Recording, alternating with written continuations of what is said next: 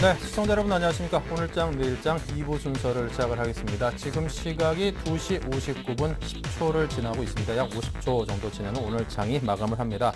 오늘 장 결과적으로는 하락을 했습니다. 거래소 기준으로 13포인트 정도 하락을 한 채 장이 흘러가고 있었는데요. 하지만 그 전일 뉴욕 증시의 흐름이라든가 우리 장 초반의 증시 분위기에 비하면은 굉장히 선전을 했고 결과적으로 좀 내렸지만 제 개인적으로는 좀 오른 것 같은 기분이 드는 그런 장이었던 것 같습니다. 제 개인 포트폴리오를 이렇게 봐도 종목별로는 상승한 종목들도 꽤 있는 거 보면은 시장 자체가 그렇게 우려할 만한 상황이 오늘은 아니었다 이렇게 정리해 볼 수 있을 것 같습니다. 외국인들도 사거래일 만에 팔았다고는 합니다만 그래도 그 규모가 그 전에 비해서는 상당히 좀 줄어든 것도 사실이고요. 약간 중립적인 그런 위치에서 왔다 갔다 하는 게 아닌가 그런 생각이 들어서 조금은 안도감을 가질 수 있는 그런 하루가 아니었나 싶습니다. 또 반면 또 코스닥은 소폭 하락으로 출발을 하더니 장중에 금세 상승 반전을 했고요. 지금 현재 2포인트 조금 넘게 상승한 약 0.5% 상승한 471.96으로 장이 흘러가고 있었거든요. 아마 오늘 장이 폐장이 되고 나면은 장이 종료되고 나면은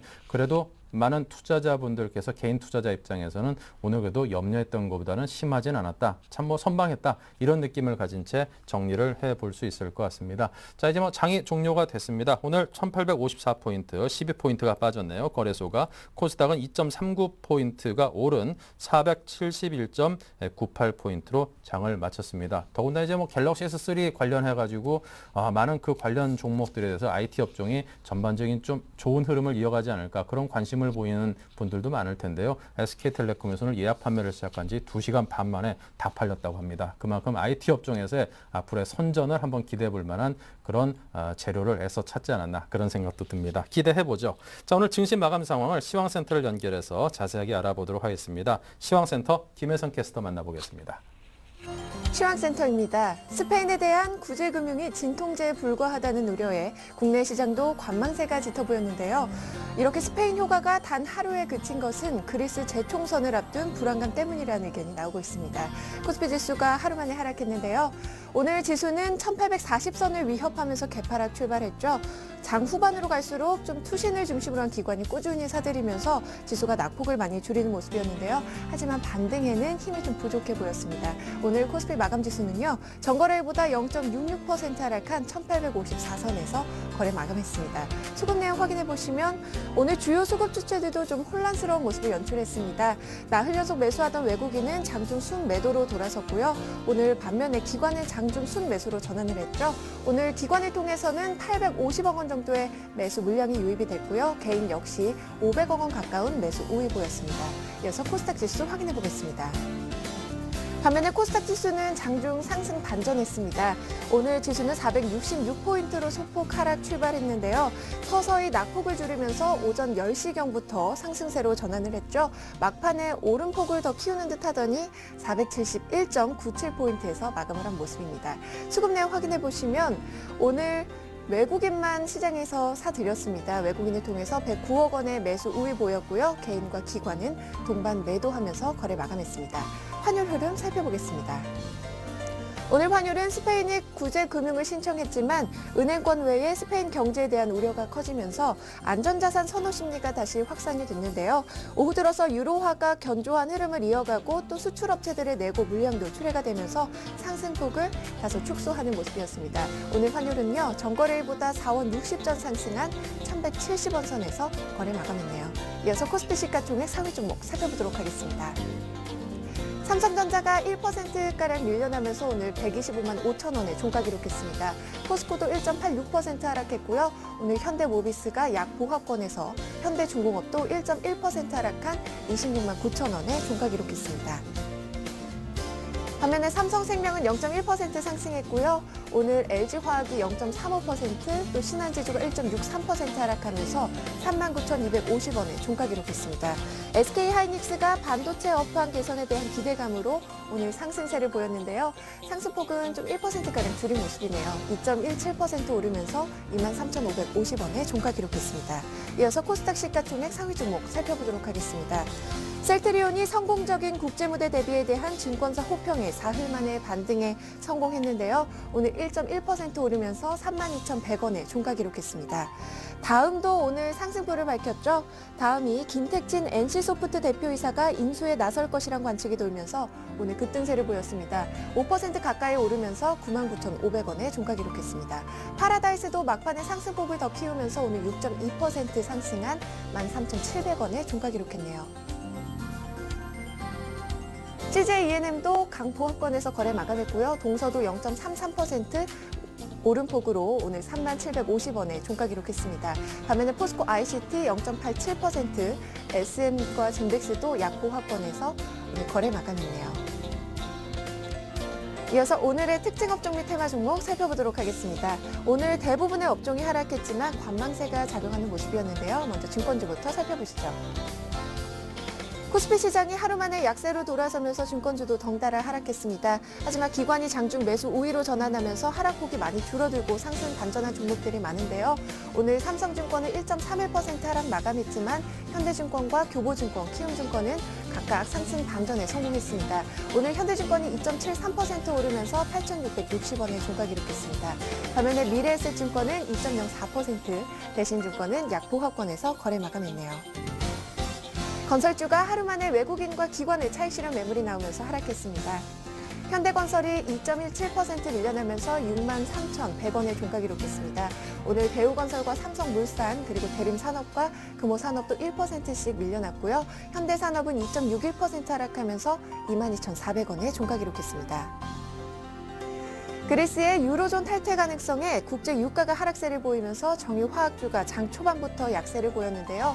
오후 들어서 외국인과 기관이 사주면서 장중 상승 반전한 종목들도 있지만 SK이노베이션은 막판에 다시 하락 전환했습니다. 오늘 약보합권에서 142,500원에 종가 기록했고요. GS와 SO일도 1%씩 밀려났네요. 오늘 호남석유가 3.7% 밀려나면서 23만 4천원에 종가 기록했고요. LG화학과 애경유화도 오늘 약보합권에서 거래 마감했습니다.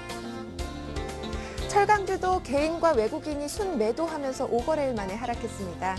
오늘 포스코가 1.86% 밀려나면서 36만 8,500원에 종가 기록했고요. 효스틸도 2.76% 하락했습니다. 오늘 세아제강이 3.34%, 동국제강도 2.25% 하락하면서 15,200원에 종가 기록했네요. 모바일 게임주가 급성장하는 모바일 시장의 수혜주가 될 것이라는 기대감에 오늘장 강세 보였습니다. NHN은 1.45% 오르면서 24만 4,500원에 종가 기록했습니다.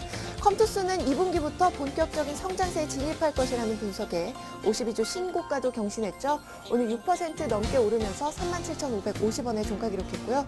인포뱅크는 상한가 기록했습니다. 오늘 6,180원에 종가 기록했습니다. 중국 고섬이 국내 증시에서 퇴출될 것이라는 전망에 중국 기업들이 이틀째 약세를 보였습니다. 오늘 중국 식품 포장은 2.95% 하락했고요. 차이나 하오란이 3.5%, 웨이포트도 6% 넘게 조정을 받았습니다.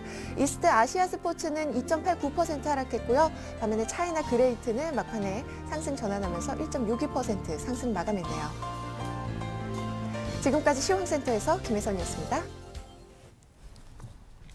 네, 시황센터를 연결해서 자세한 증시 마감 상황을 정리해봤습니다. 자, 계속해서 시장 공감대 OX 코너를 시작해 보겠습니다. 두 분의 전문가가 현재 시장의 핫 이슈를 파헤쳐보고 이슈에 공감하는지를 알아보는 코너인데요. 자, 오늘은 HMC 투자증권 잠실지점의 김관수 과장님, 솔로몬 투자증권의 주대영 대리 두 분과 함께하겠습니다. 어서 오십시오. 안녕하세요. 안녕하십니까. 네, 먼저 두 분께서 오늘 풀어볼 핫 이슈 어떤 것인지 화면을 통해서 만나봅니다.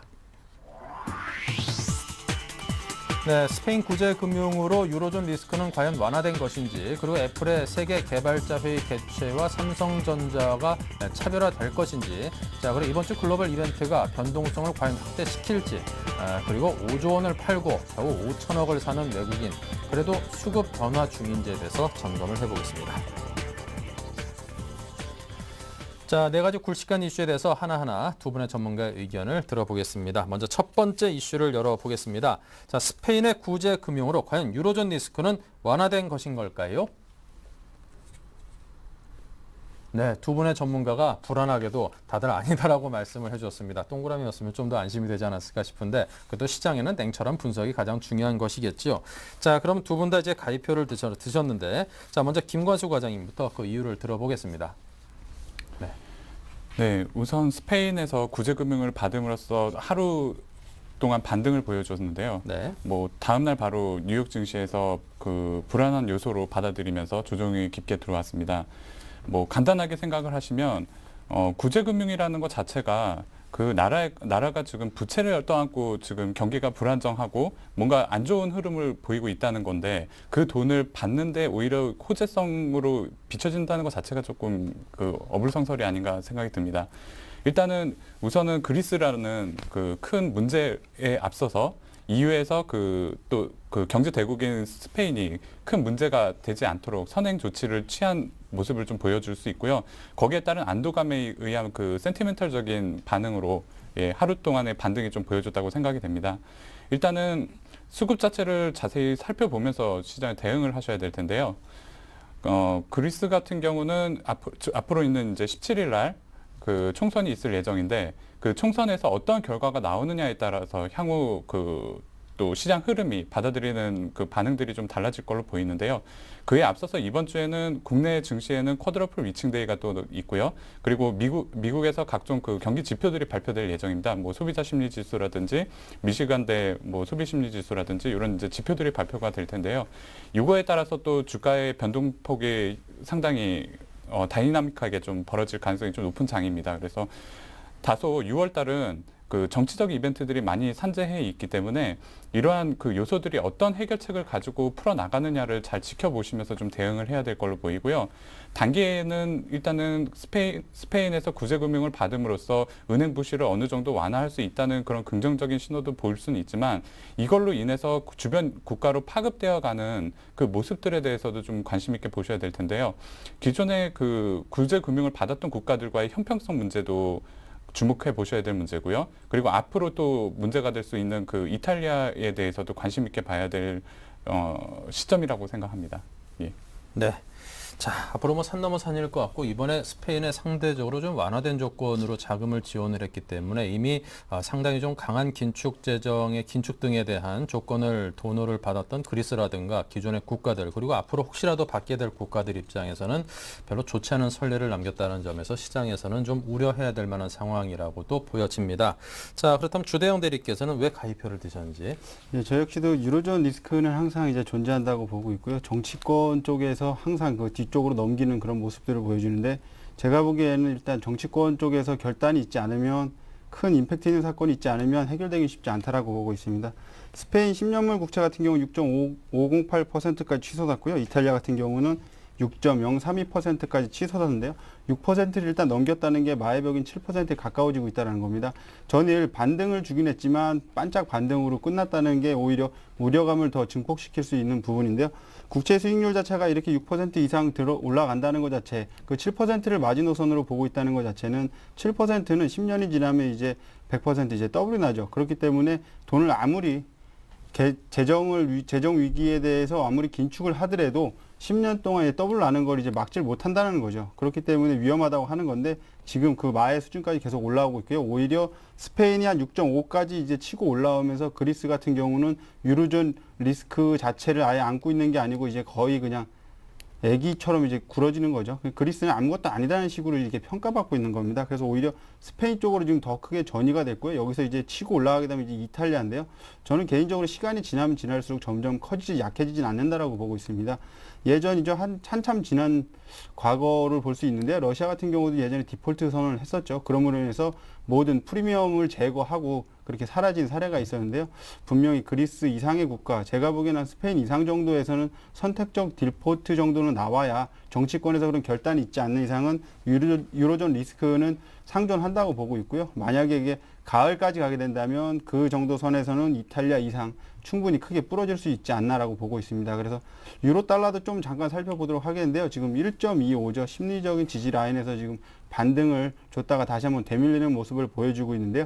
미국 다우지수 같은 경우는 오히려 강하다는 점. 그러니까 제가 지난번에도 말씀을 드렸습니다. 유럽 유럽을 팔고 미국을 사는 그런 그림들이 그려지고 있는데요.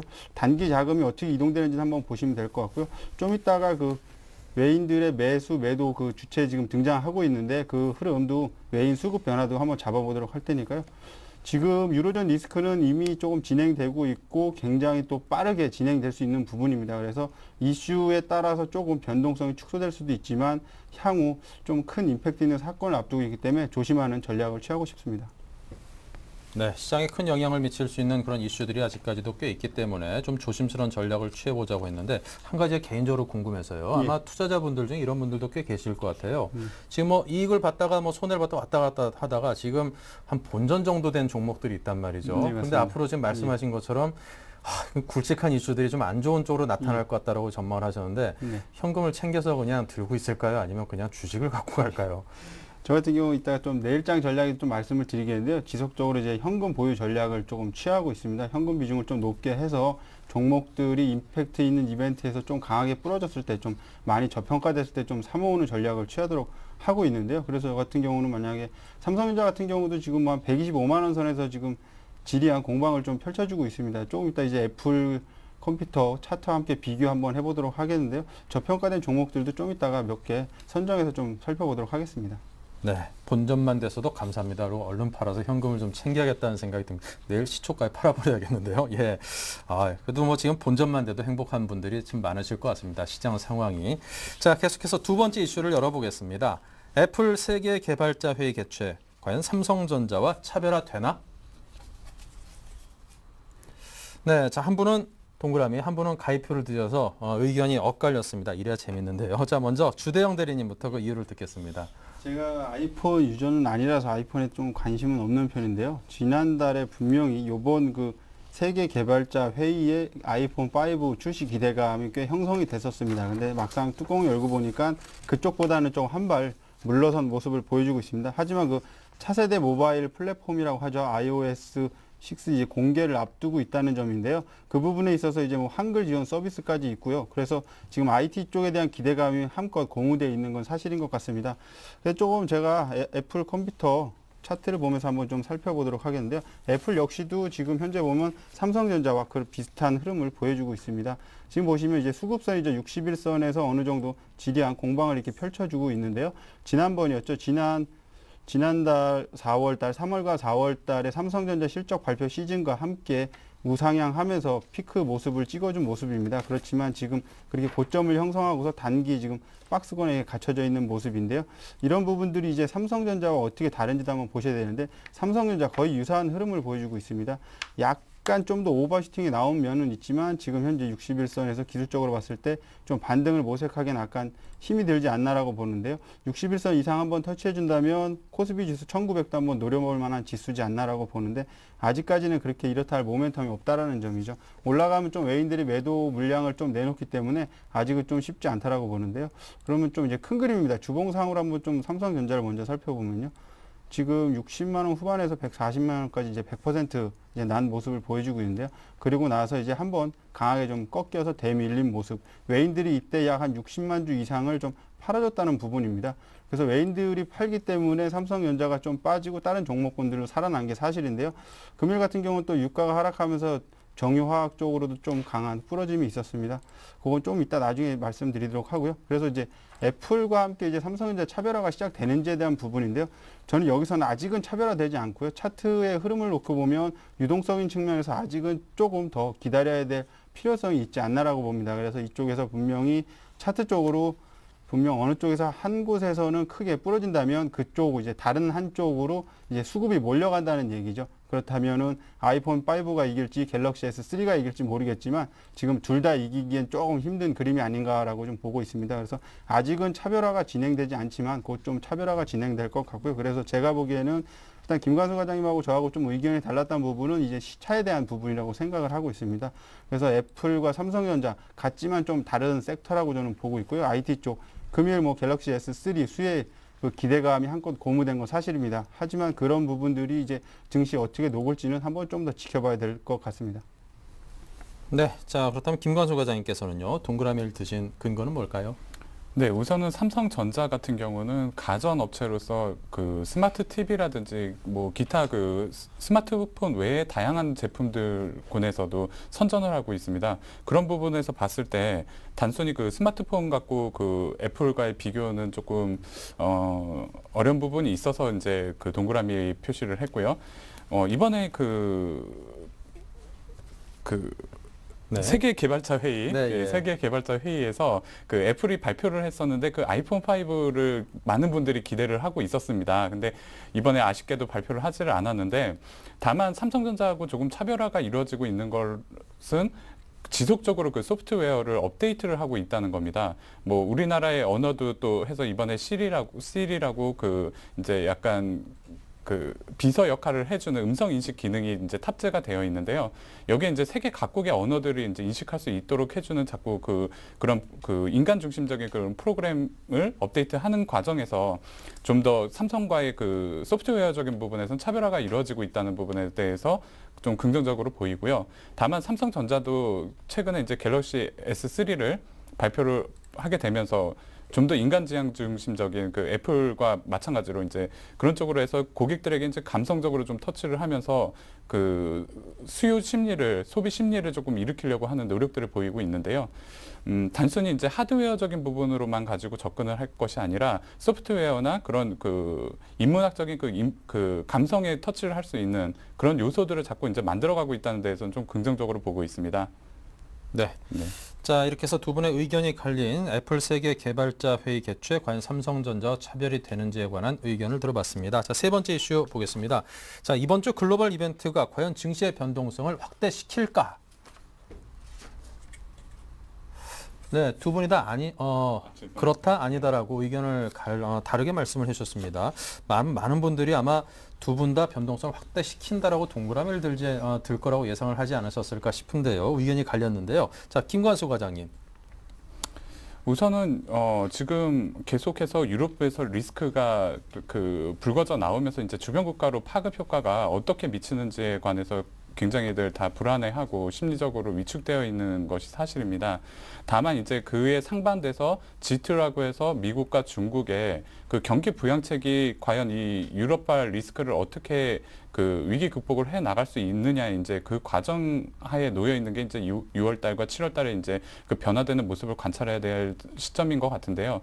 우선 단순하게 이번 주에 그 그리스 총선을 앞두고서 과연 그리스가 그 유로존에서 그 탈퇴를 할 것인가 여부도 굉장히 관심이 많이 가는 부분이긴 하지만 지금 그 유로존에서 굉장히 큰 경제 규모를 차지하고 있는 그리스나 이탈리아 쪽으로 이 문제들이 전이가 되어 가고 있다는 것에 대해서 조금 더 문제점을 인식을 해야 될 필요가 좀 있어 보입니다.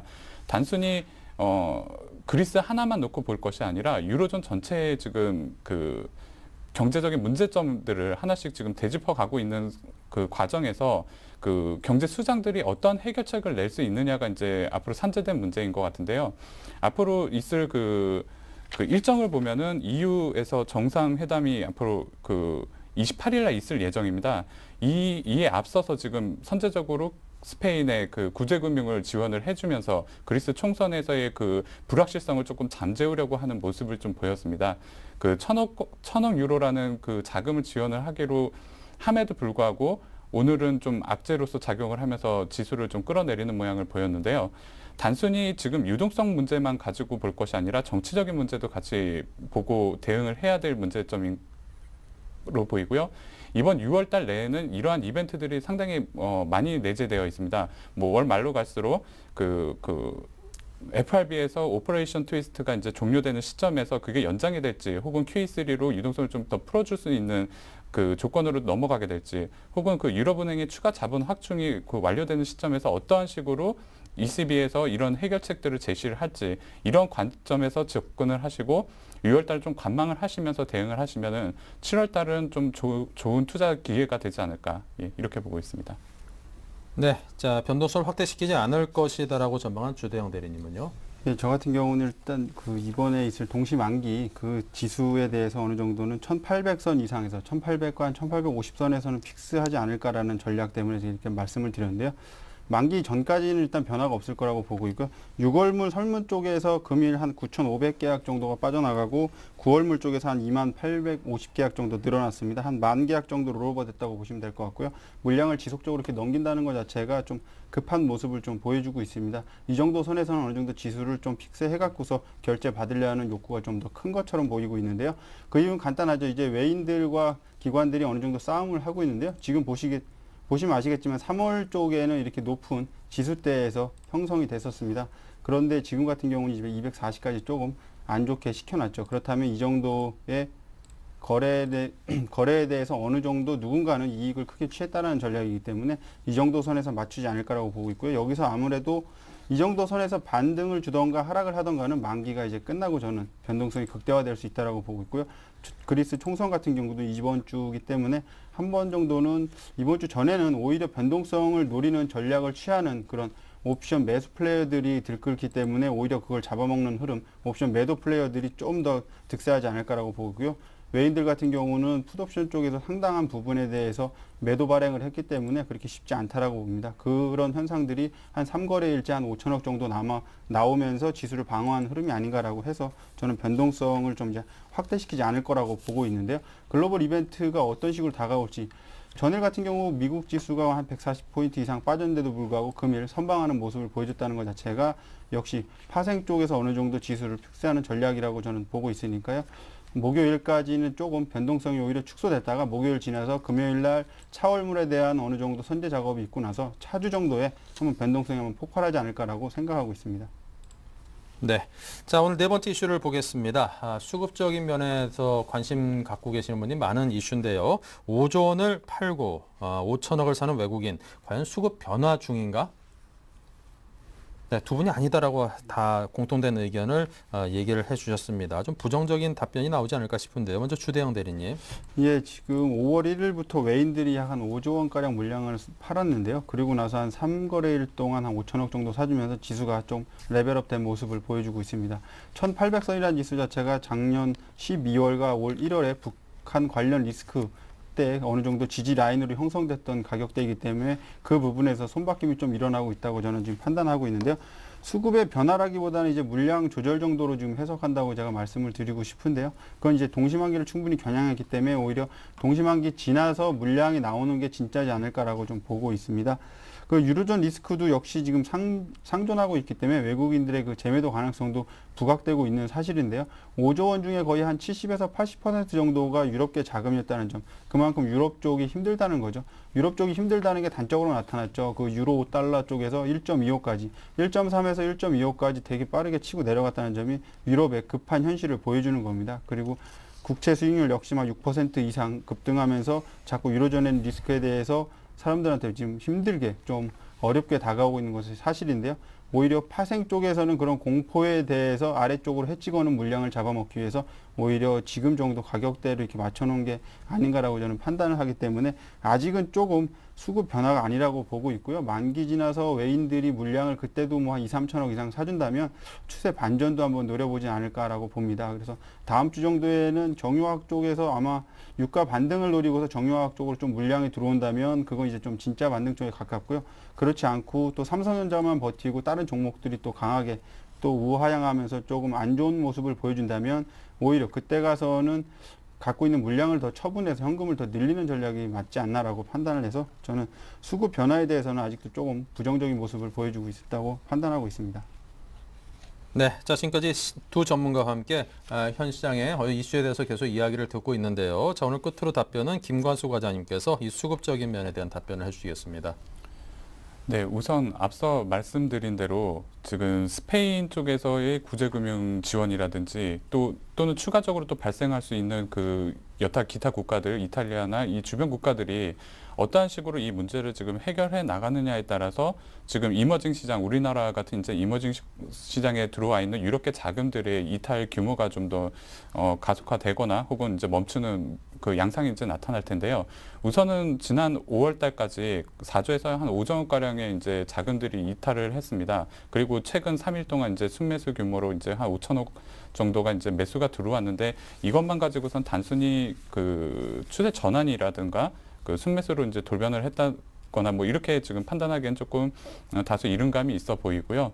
실질적으로 그 유럽발 위기 리스크들이 어느 정도 해결이 되어가는 과정에서 어떤 그 눈에 보이는 해결책들이 제시되는 과정에서 그 안전 선호 현상의 그 자금들이 돌아올 수 있는 여건이 이제 제반이 확충이 되었을 때 그때 비로소 진정 그 외국인들이 조금 매수가 포착되지 않을까 이렇게 판단이 됩니다. 네, 자 이렇게 해서 네 가지 이슈에 대해서 이야기를 계속 들어봤습니다. 자, 계속해서 또 잠시 후 이야기 이어가겠습니다.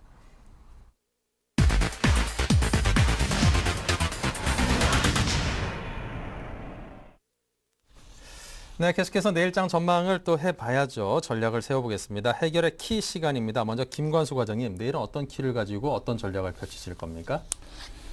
네, 일단은 뭐 6월 달은 앞서 말씀드린 대로 굉장히 뭐 증시가 정책 이벤트에 의해서 변동성이 이제 큰 장이 될 겁니다. 계속 뭐 앞으로 있을 뭐 각종 회의라든지 뭐 경제 대표들이 어떤 경제 그 흐름에 대해서 이제 그 결과물을 이제 제시를 하게 될 텐데요. 이에 앞서서 여러 가지로 우리나라 내부 시장에서도 조금 이제 관심을 갖고 좀 봐야 될 부분이 뭐 단기 내에서는 목요일 날 있을 뭐 만기일이라든지 혹은 국내에서도 뭐 여러 가지 그 기존 기업들이 그 실적 발표가 2분기 이제 실적 발표를 좀 앞두고 있어서 뭐 어닝 시즌을 좀 대비해서도 좀 관심 있게 좀 보실 필요가 있고요. 뭐 다만 단기 이번 주만 놓고 보면은 옵션 만기가 앞두고 있습니다. 근데 이 옵션 만기도 기존에 5월 달에 이미 그 외국계 자금들이 이미 청산 물량들이 대부분 다 소진이 되어서 지금 5월 지난 3분기 그 옵션 만기일이 약 1조 원 가량의 그 잔고가 지금 현재 뭐 한 2천억 가량으로 지금 굉장히 줄어 있는 상태입니다. 그래서 만기를 앞두고 좀 변동성은 다소 있겠지만 그 생각보다 그렇게 큰 변동성은 예상되지는 일단 않고 있고요. 그리고 다만 이제 그 일요일 날 있을 그 그리스 총선에 관심을 가지고 조금 집중해서 봐야 될 부분이라고 보여집니다. 네.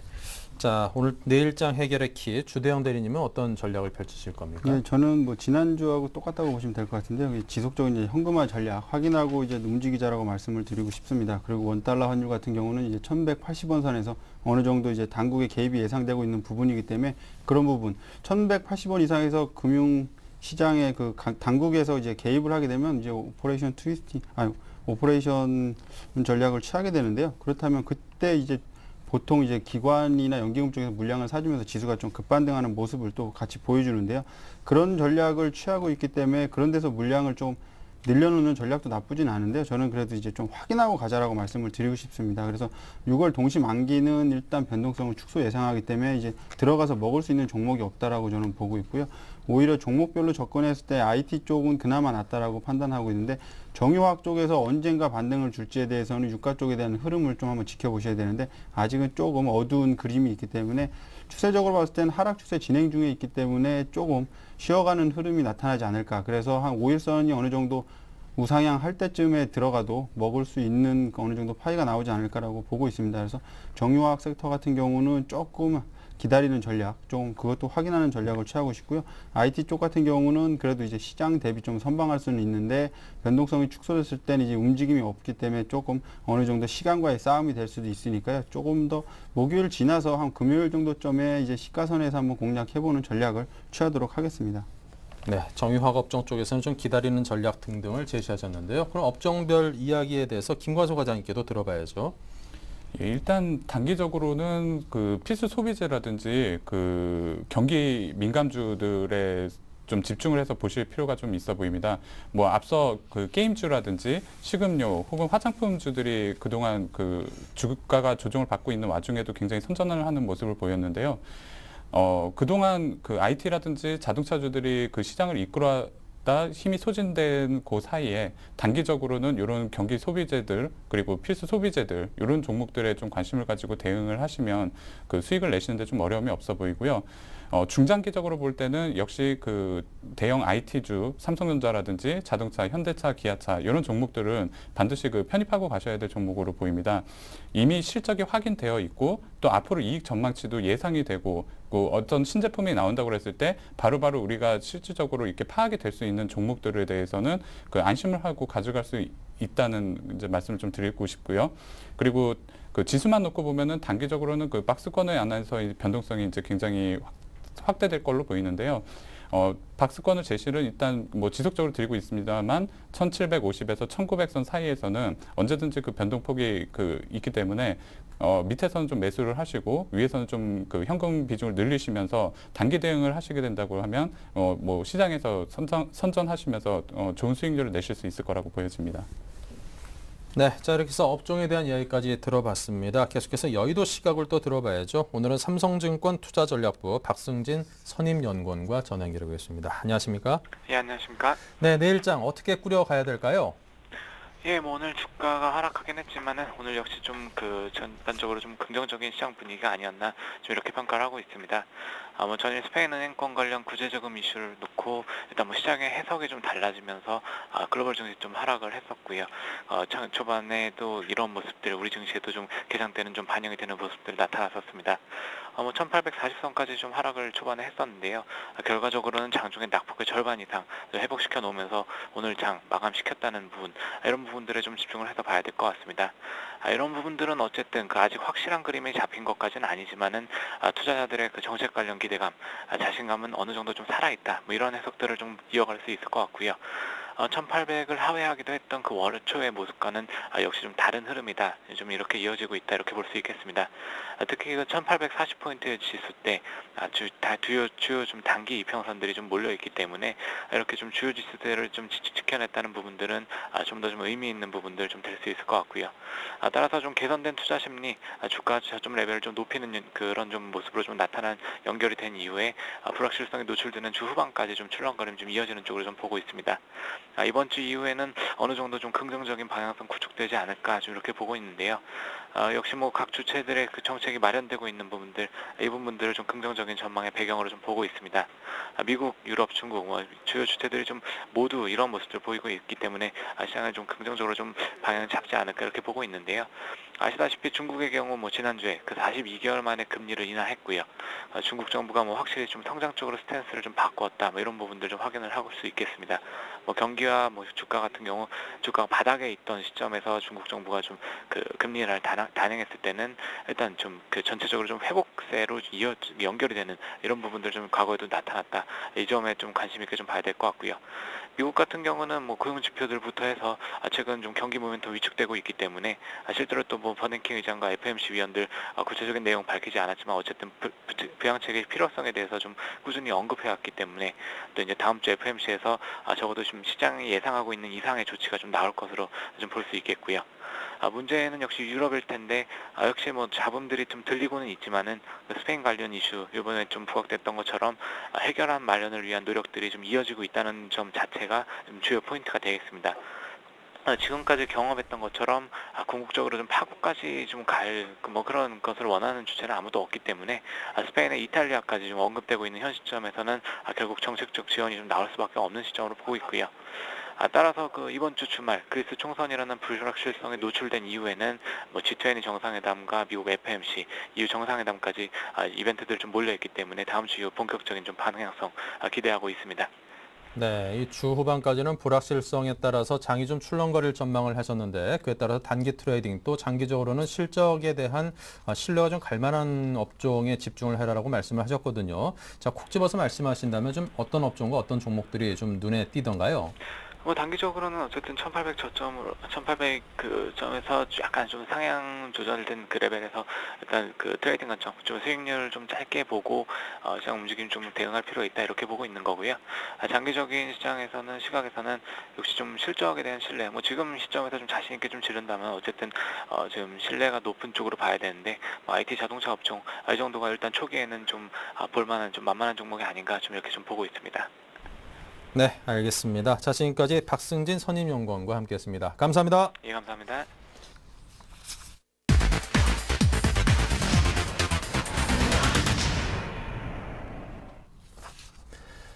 네, 이어지는 순서는 수익률 펀치 시간입니다. 자, 먼저 지난주 관심 종목 수익률 확인부터 해보겠습니다. 먼저 김관수 사장님께서는 지난주 대한항공을 추천하셨던데요. AS 부탁드립니다. 네, 우선 대한항공은 계절적인 성수기하고 유류가 인하에 대해서 이제 상당히 메리트를 가지고 제가 좀 추천을 드렸는데요. 뭐 수익률은 앞서 그래픽으로 표시된 바와 같이 2%대 정도 지금 나온 걸로 보입니다. 차트 잠깐 보시면은요, 지금 차트상으로 보시면은 11선과 21선을 견조하게 지금 받치면서요, 61선, 121선 좀 저항을 받으면서 지금 좀 몰려있는 모양새가 나오고 있습니다.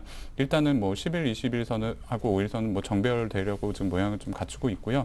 여기서 61선과 121선을 좀 돌파를 해주는 모양이 나온다 그러면 전고점 이상으로 좀 올라갈 수 있는 차트입니다. 그래서 일단 기술적으로는 그렇게 보시면 되시겠고요. 그리고 투자 동향을 보시면은 기관하고 개인이 지금 꾸준히 좀 매수를 해주고 있는데요. 좀 향후에도 홀딩을 하시고 대응을 하시되 수급을 조금 잘 보시면서 좀 대응하시면은 좋은 수익률을 내실 수 있을 거라고 생각합니다. 네, 자 그러면 대한항공 이제 가격대에 대해서 앞으로는 어느 정도의 흐름을 예상을 해볼 수 있을까요? 예, 일단 가격대는 지금 보수적으로 47,000원에서 5만 원 사이까지는 충분히 기술적 반등이 이루어질 수 있는 구간대로 보이고요. 일단 저점이 43,000원대에서 지금 좀 확인되어 가고 있는 과정으로 보입니다. 박스권 안에서 움직임 흐름 잘 파악하시면서 고점에서 매도하시고 저점에서 좀 매수하시면서 대응하시면은 충분히 수익을 내실 수 있습니다. 네, 전고점과 저점을 기반으로 해서 박스권에 대한 매수 매도 전략을 제시를 해주셨습니다. 참고하시기 바라고요. 자, 그렇다면 계속해서 또 주대영 대리님, 네, 자 오늘은 어떤 종목을 들고 나왔는지 살펴보도록 하겠습니다. 네, 주대영 대리님의 추천 종목은 네오이즈 게임즈를 가지고 나오셨고요. 자, 김관수 과장님은 컴투스를 들고 나오셨습니다. 한동안 전문가분들의 굉장히 큰 중복된 관심을 받았던 컴투스, 오늘 또 나왔네요. 네, 자 그럼 종목에 대한 추천 이유를 들어볼 텐데요. 먼저 김관수 과장님, 컴투스 어디가 좋은가요? 네, 일단 너무나 많이 알고 계시는 게임주의인데요. 여러분들 다 가지고 계시는 그 스마트폰에 게임을 하나 다운 받으면은 그게 과연 얼마나 될까 하지만 일단 그 스마트폰이라는 것 자체가 보급되면서 그 게임이라는 거에 대한 파급 효과도 굉장히 많이 넓어진 것 같습니다. 특히 모바일 게임에서는 지금 그 컴투스라는 종목 자체가 그 국내 최대 모바일 게임 서비스를 또 하고 있고요. 그리고 그 세계 최초로 그 휴대폰용 자바 게임을 개발한 회사로서 그 소셜 네트워크 게임에 있어서는 그 성장성이 좀 부각되는데 그 컴투스를 좀 빼놓고 갈 수가 없을 걸로 보이고요. 그 자체 운영 모바일 플랫폼인 그 컴투스 허브라는 데 가입자가 약 1,000만 명이 넘는다고 합니다. 1,300만 명이라고 이렇게 얘기가 좀 나오고 있는데요. 꾸준히 지금 하반기에도 새로운 신작 게임이 발표될 예정이고 기존 게임들도 그 상당히 경기 방어적인 요소에서 그 선전을 하고 있습니다. 그래서 2분기부터는 또 고속 성장세가 좀 예상되는 가운데요. 신규 모바일 게임인 그 타이니팜과 그 프로야구 2012 그리고 더비데이즈, 아이모 등 그 매출이 본격화되고 있는 그런 게임들이 그 주목을 받고 있는데요.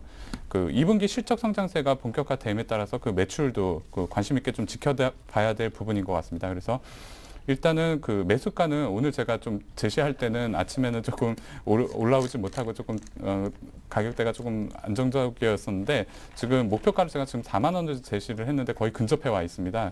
차트를 보시면은 지금 계속 신고가를 뚫고 올라가고 있는데요. 일단 보수적으로는 4만 원이라는 그 가격대를 뚫고 충분히 올라갈 수 있어 보이고요. 일단 손절가는 31,000원을 좀 제시를 해드리겠고요. 21선, 11선, 21선이 크게 훼손되지 않는 한 홀딩 관점에서 좀 접근하시면 될 것 같습니다. 네, 이 종목의 그 어떤 차트를 보니까 상당히 놀랍습니다. 지금 같은 시장 상황에 정반대로 우리 주가지수 차트를 좀 거꾸로 뒤집어 놓은 것 같은 그런 움직임을 보였는데요. 기업이 좋다 하더라도 시장 상황이 좀 이래저래 불안한 상황에서 이렇게 높이 신고가를 계속 갱신하는 종목 따라잡아도 되겠습니까? 일단은 개인주들이 일단은 그 잘 아시지 못하는 분들은 상당히 좀 부담스러울 수도 있겠지만 일단 지금 경기가 지금같이 안 좋은 시점에서는 오히려 이런 그 개인주들이 경기 방어적인 성격을 좀 가지고 좀 시장에서 그 모습 보여주는 경향이 많습니다. 그리고 또 앞서 또 그 올림픽이라든지 그런 스포츠 그 이벤트 행사들이 앞으로 산재해 있는데요. 이럴 때 또 게임주들이 상대적으로 또 좋은 그 주가 흐름을 보여줬던 역사적인 그 흐름을 봤을 때 그렇게 크게 부담을 가지고 접근하실 필요는 없어 보입니다. 오히려 이렇게 수급이 받쳐주고 지금 차트를 잠깐 보시면은 그 기관 수급이라든지 외국인 수급들을 좀 보실 수가 있겠는데 외국인들은 좀 소폭 매도가 나오고 있지만 기관들이 꾸준히 지금 매수를 해주고 있습니다. 이런 지금 수급이 받쳐주고 있는 종목들에 대해서는 관심을 꾸준히 가지시고 대응하시면은 크게 수익을 내시지는 못하더라도 최소한 손해는 그렇게 보시지 않을 거라고 이제 판단이 들어집니다. 예. 네. 지금 같은 시장 상황에서 수익도 노릴 수 있고 또 최악의 경우에는 어느 정도 내가 갖고 있는 원금을 방어할 수도 있는 그런 성격의 종목 컴투스를 추천을 해주셨습니다. 참고하시기 바라고요. 자, 계속해서 주대영 대리님의 종목은요?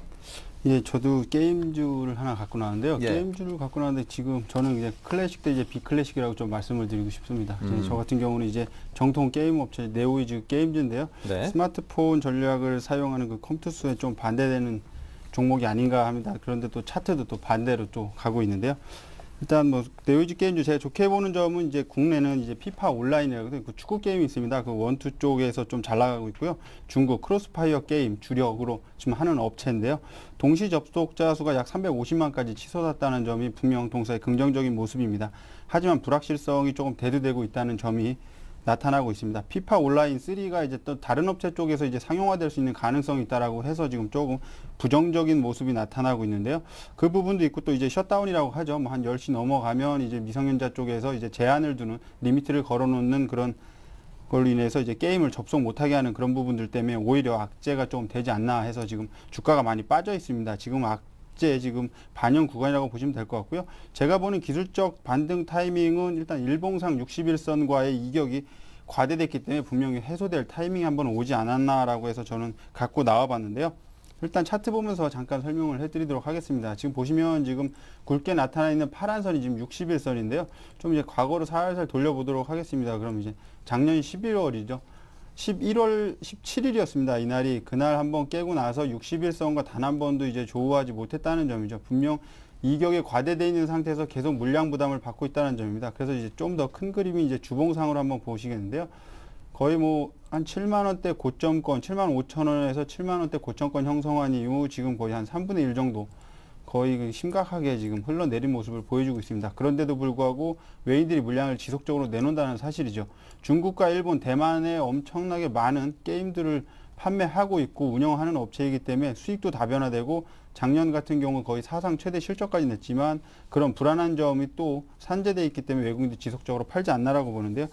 한번 EPS를 좀 따져보도록 하겠습니다. EPS 같은 경우는 지금 3,300원에서 한 3,400원 정도 나옵니다. 그렇다면 최소한 펀더멘탈 상으로 잡아낼 때 한 35,000원 정도는 적정 주가가 되지 않을까라고 보는데요. 그렇지만 지금 현재는 27,000원도 깨고 내려가 있는 모습을 보여줍니다. 그래서 제가 보고 싶은 차트적으로 봤을 때 기술적 타이밍이 분명 왔다라고 보고 25,000원이 이 심리적 지지 라인에서 어느 정도 반등이 이루어진다면 25,000원과 3만원 정도 선의 박스권을 어느 정도 형성할 거라고 보고 있습니다. 그렇기 때문에 지금은 좀 단기적인 모습이고요. 25,000원과 3만원의 박스권을 좀 오랫동안 가둬놓고 있으면 거기서 이제 상승 에너지가 응축되기 때문에 중장기적으로 봤을 때도 나쁘지 않다라고 보고 있습니다. 분명히 게임에는 강한 그런 모습을 보여주고 있는 업체인데요. 상위 업체이지만 지금 현재 외인들의 압박 물량을 받고 있기 때문에 지속적으로 흘러내렸다고 보고 있습니다. 그래서 이런 종목들은 중장기적으로도 괜찮다라고 말씀을 드리고 싶고요. 저는 이제 일주일 목표 주가를 생각하고 왔기 때문에 네. 좀 간단하게 왔는데요. 가격 같은 경우는 제가 지금 제시해드리고 싶은 가격이 27,000원 선입니다. 28,700원이고요. 손절가는 한 25,700원인데요. 지금 정도 선에서는 어느 정도 내일 시초가에 담아도 무난하지 않을까라고 해서 들고 나왔습니다. 네, 자 오늘 두 분께서 또 공교롭게도 게임주를 들고 나오셨습니다. 근데 플랫폼 기반이 한 분은 스마트폰, 한 분은 전통적인 컴퓨터를 기반으로 하는 게임을 주를 들고 나왔으니까요. 여러분께서 잘 판단해 보시기 바랍니다. 다시 한번 정리를 해드리죠.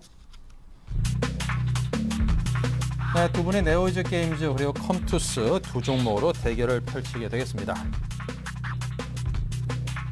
네, 먼저 주대영 대리는 네오이즈 게임즈 기술적 반등 구간이라고 했고요. 매수가는 시초가, 목표가 28,700원, 손절가 25,700원 제시했고요.